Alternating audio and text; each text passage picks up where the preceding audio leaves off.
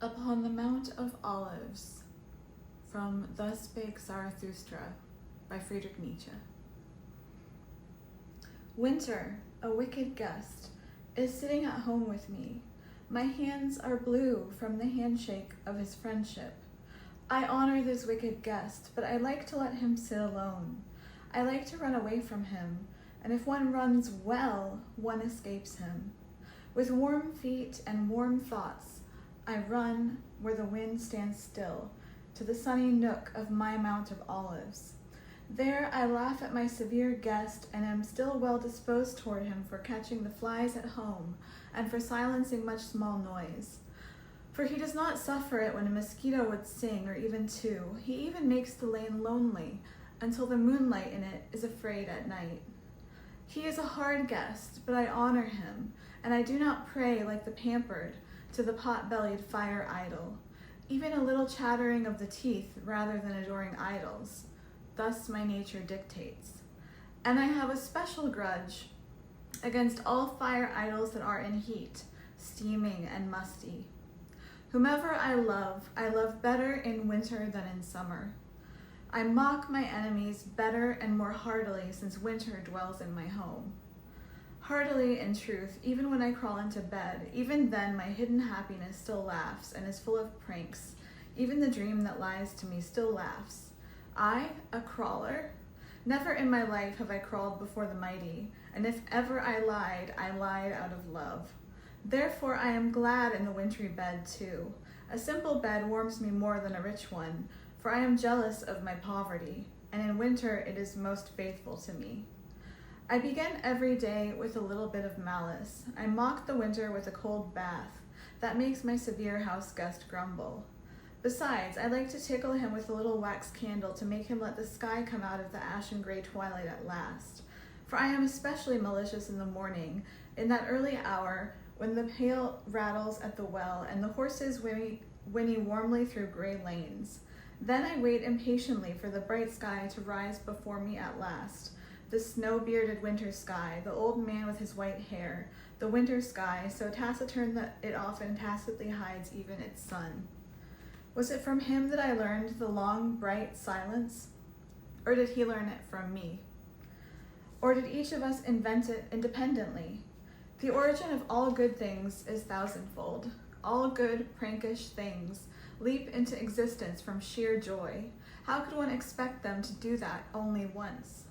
Long silence, too, is good prankish thing, and to look out of a bright, round-eyed face like the winter sky, and tacitly to hide one's sun and one's indomitable solar will. Verily, this art and this winter prank I have learned well. It is my favorite malice and art that my silence has learned not to betray itself through silence. Rattling with discourse and dice, I outwit those who wait solemnly.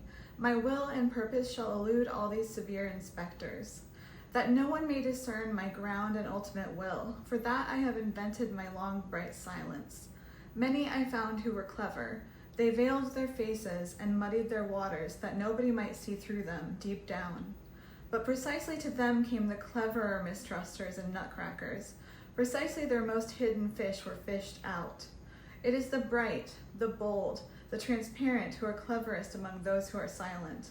Their ground is down so deep that even the brightest water does not betray it. You snow-bearded silent winter sky, you round-eyed white head above me, oh, you heavenly parable of my soul and its pranks. And must I not conceal myself like one who has swallowed gold, lest they slit open my soul? Must I not walk on stilts that they overlook my long legs, all these grudge joys and drudge boys who surround me? These smoky, room-temperature, used-up, wilted, fretful souls, how could their grudge endure my happiness? Hence I show them only the ice and the winter of my peaks, and not that my mountain still winds all the belts of the sun round itself. They hear only my winter winds whistling, and not that I also cross warm seas, like longing, heavy, hot south winds. They still have pity on my accidents, but my word says, let accidents come to me. They are as innocent as little children. How could they endure my happiness if I did not wrap my happiness in accidents and winter distress and polar bear caps and covers of snowy heavens?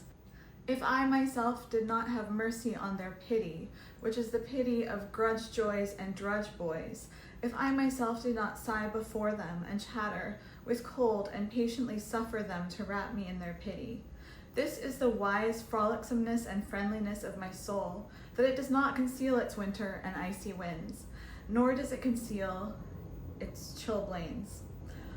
Loneliness can be the escape of the sick. Loneliness can also be escape from the sick. Let them hear me chatter and sigh with the winter cold, all these poor jealous jokers around me. With such sighing and chattering, I still escape their heated rooms. Let them suffer and sigh over my chilblains. The ice of knowledge will yet freeze him to death, they moan. Meanwhile, I run crisscross on my Mount of Olives with warm feet. In the sunny nook of my Mount of Olives, I sing, and I mock all pity. Thus spake Zarathustra.